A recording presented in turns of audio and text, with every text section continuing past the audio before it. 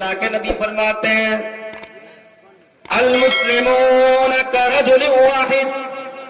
ان اشتکا عینہ اشتکا کلہ وان اشتکا راسہ اشتکا کلہ۔ امام بخاری نے الادب المفرد نے اس حدیث کو نقل کیا ہے۔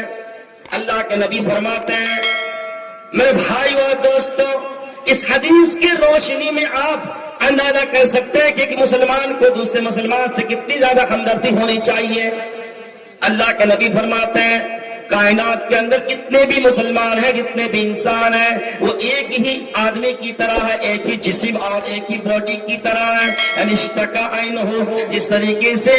آدمی کی آنکھ درد کرنے لگے، اگر آدمی کی آنکھ میں کوئی چبھن آ جائے تو پورا جسم اس چبھن کو محسوس کرتا ہے، اسی طریقے سے اگر آدمی کے سر میں درد ہو جائے تو پورا جسم اس درد کو محسوس کر رہا ہے۔ رات کا وقت ہے، 12 بج چکے ہیں اور آنکھ میں درد ہے، سو نہیں رہا، اس لیے کہ پورا جسم اس درد کو محسوس کر رہا ہے۔ سر میں درد ہے، نیند نہیں آ رہی ہے، ارے بھائی درد تو سر میں ہے، آنکھوں میں نہیں ہے، پورا بدن تھک کے چور ہو چکا ہے لیکن سو نہیں رہا، کیوں؟ پورے جسم کا ایک ایک انگ، ایک ایک روح، ایک ایک ذرہ اس درد کو محسوس کر رہا ہے۔ اسی طریقے سے دنیا کے اندر آپ کا کوئی مسلمان، چاہے وہ افریقہ کے اندر رہتا ہو، چاہے امریکہ کے اندر رہتا ہو، چاہے برما کے اندر ہو یا چین کے اندر ہو، یا بوسنیا کے اندر یا چیچنیا کے اندر ہو، یا کشمیر کے اندر ہو، یا ایران کے اندر یا پاکستان کے اندر کیوں نہ رہتا ہو، اگر اس مسلمان کو کوئی تکلیف پہنچا رہا ہے، اگر اس پر ظلم کر رہا ہے، اگر اسے گولی سے مار دیا جا رہا ہے، اس کو زخم کیا جا رہا ہے، اگر اس پر ظلم و ستم کیا جا رہا ہے، تو ہم اس ہندوستان میں رہتے ہوئے بھی اس درد کو، اس تکلیف کو جب تک اپنے اندر، اپنے دل کے اندر محسوس نہیں کریں گے، رب کعبہ کی قسم ہم اور آپ جو ہے کہ معنوں میں مومن نہیں ہو سکتے ہیں۔ ہمارے دل کے اندر جب مسلمان بھائی کی ہمدردی نہ ہو، اس سے اخوت نہ ہو، اس کے درد کو درد محسوس نہ کرے، اس کی تکلیف کو تکلیف محسوس نہ کرے، تو ہم مومن اور مسلمان نہیں ہو سکتے ہیں۔ صحابہ کی زندگی کو اٹھا کے دیکھیے کہ صحابہ اپنے بھائی کی ضرورت کو اپنی ضرورت محسوس کیا کرتے تھے، ان کے درد کو وہ اپنا درد میں بنا لیا کرتے تھے۔ دیکھیے جب مکے سے صحابہ ہجرت کر کے گئے، مہاجرین کی تعداد 80 سے کچھ زیادہ تھی، اور انصاریوں نے ان کے ساتھ جو ہمدردی کیا، اس کی مثال تاریخ میں آپ کو نہیں مل سکتی ہے۔ مہاجرین نے اپنا گھر چھوڑا، اپنا وطن چھوڑا، اپنی جائیداد چھوڑا، اپنی تجارت چھوڑا، اپنے رشتہ داروں کو چھوڑا، اور وہ مدینہ گئے۔ اور جب مدینہ گئے تو انصاریوں نے ان کی جو خیر مقدم کی، انصاریوں نے اپنا مال ان کے لیے لٹا دیا، یہاں تک کہ حضرت سعد بن ربیع اور عبد الرحمن ابن عوف کے درمیان جب مواخات کا رشتہ قائم کر دیا گیا تو سعد ابن ربیع نے ایک بار اعلان کر دیا اور کہا، اے لوگوں سن لو، انصاریوں میں سب سے زیادہ امیر اور مالدار میں آدمی ہوں۔ عبد الرحمن کو سامنے بلاتے ہیں اور کہتے ہیں کہ عبد الرحمن،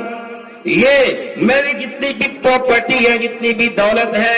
اسے تم آدھی آدھی کر لو، اسے تم 2 حصوں میں ڈیوائڈ کر دو، ایک حصہ اپنے لے لو اور میرے لیے ایک حصہ تم چھوڑ دو۔ اے عبد الرحمن سن لو، میری 2 بیویاں ہیں، ان 2 بیویوں کو تم دیکھ لو، اور ان 2 بیویوں میں جو تمہیں پسند آ جائے، جو تمہیں بھا جائے، میں اس بیوی کو تمہاری خاطر طلاق دے دوں گا، اور پھر تم اس سے نکاح کر لینا، اسے تم شادی رچا لینا۔ میرے بھائیو اور دوستو، یہ رشتہ کوئی خونی رشتہ نہیں تھا، یہ اسلامی رشتہ اور یہ دین کی بنیاد پر، ایمان کی بنیاد پر رشتہ تھا. اس کے باوجود حضرت سعد نے اپنی آدھی دولت اور اپنی بیوی کو بھی نچھاور کرنے کے لیے تیار ہے. اور آج ہم ہیں اور آپ ہیں کہ آپ کا خونی رشتہ یعنی آپ کا سگا بھائی ہے اور آپ کے گھر میں گلے پڑے ہوئے ہیں، آپ کے گھر میں کھانے پینے کی کمی نہیں ہے، لیکن آپ کے بھائی کے گھر میں چولہا نہیں جل رہا ہے، آپ کے بھائی کے گھر میں تکلیفیں چل رہی ہیں، ان کے گھر میں مصیبتیں چل رہی ہیں، فاقے چل رہے ہیں، اس کے باوجود آپ کے دل کے اندر کوئی درد محسوس نہیں ہو رہا ہے، آپ اس کی ہمدرد نہیں بن پا رہے ہیں. میرے بھائیو اور دوستو سن لو، اگر یہی کیفیت یہی جذبہ آپ کے دل کے اندر ہے تو آپ مومن نہیں ہیں، مومن نہیں ہیں آپ. میرے بھائیو اور دوستو آئیے آگے بڑھیے. اسلامی بھائی چارہ اگر آپ کو مضبوط کرنا ہے تو ایک دوسرے کے ہمدرد اور خیر خواہ بنے. خیر خواہ یعنی ہر سکھ دکھ میں آپ اس کے کام. مثلا آپ کا بھائی اگر بیماری کے اندر مبتلا ہو گیا، کینسر کا مریض ہے،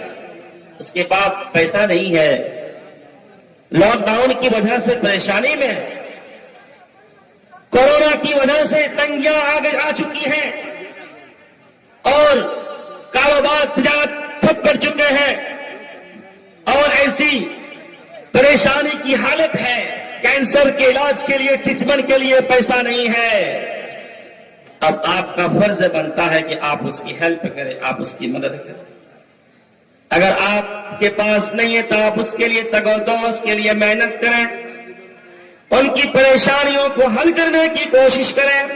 کینسر کے علاج کے لیے آپ دوڑ کریں، یہ بہت بڑی عبادت بھی ہے اور یہ خیر خواہی کا جذبہ ہے. اللہ کے نبی صلی اللہ علیہ وسلم نے پوری شریعت کو، پورے دین اسلام کو خیر خواہی سے تعبیر کیا اور کہا ہے الدین النصیحہ. پوری شریعت کو ایک جملے میں اللہ کے نبی صلی اللہ علیہ وسلم نے خلاصہ کے طور پر کہہ دیا کہ دین کسے کہتے ہیں، اسلام کسے کہتے ہیں، سراپا خیر خواہی کا نام اسلام. خیر خواہی کیسے؟ بنی اسرائیل کے اندر آتا ہے کہ ایک آدمی نے ایک آدمی کی زمین کا ٹکڑا کو خریدا، غالباً وہ کھیت وغیرہ تھا. جب وہ ہل جوتنے لگا تو پھر ہل جوتتے جوتتے وہ دیکھ رہا ہے کہ زمین میں سے ایک گھڑا نکلتا ہے اور اس گھڑے میں سونا بھرا پڑا ہے. اب وہ آدمی اس گھڑا کو اپنے قبضے میں لے لیتا ہے اور وہ خوش نہیں ہوتا ہے کہ چلو میں نے زمین تو لیا تھا اس سے، اور زمین لیتے ہی ابھی میں نے ہل نہیں جوتا، اس سے فائدہ نہیں اٹھایا اور ایک ایسا گھڑا ہمارے ہاتھ میں آ گیا جو سونے سے بھرا پڑا ہے. وہ آدمی خوش نہیں ہوتا ہے. ہم اور آپ ہوتے تو بہت زیادہ خوش ہوتے کہ چلو اب زندگی بھر کمانے کی کوئی ضرورت ہی نہیں ہے، اسی سونے کو بیچیں گے یا اس سے کچھ کر لیں گے، ہمارا روزی روٹی کا انتظام ہو جائے گا، ہمارا گھر چلا جائے گا. نہیں نہیں نہیں نہیں، اس آدمی کے دل کے اندر ایسا جذبہ نہیں. اس نے کہا جس سے زمین خریدا تھا اس کے پاس گیا اس گھڑا کو لے کر اور کہا کہ بھائی یہ جو گھڑا مجھے ملا ہے ہماری زمین میں، آپ ہاتھ لے لیجیے. اس نے بیچا تھا، اس نے کہا نہیں، میں نے تو زمین آپ کو بیچ دیا، اب زمین کے اندر کیا چیز دفن ہے، کیا چیز اس کے اندر چھپی ہوئی ہے وہ تو مجھے معلوم نہیں، میں نے پوری زمین تو آپ سے بیچ دیا ہے، لہذا آپ اس گھڑا کو لے جائیں. وہ آدمی کہتا ہے کہ میں نے آپ سے زمین خریدا تھا لیکن سونے سے بھرا گھڑا میں نے نہیں خریدا تھا، میں اسے لے نہیں جا سکتا. دیکھیے میرے بھائیوں اور دوستوں اس واقعہ کے پس منظر میں کہ ایک آدمی دوسرے آدمی کا کتنا خیر خواہ ہوتا ہے اور کتنا زیادہ خیر خواہ ہونا چاہیے.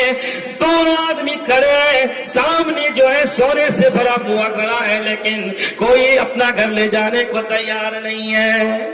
بالآخر وہ دونوں اس بات پر متفق ہو جاتے ہیں کہ چلو اس گاؤں کے جو مکھیا ہے، سرپنچ ہے، اس کے پاس جا کر فیصلہ کرا دیں.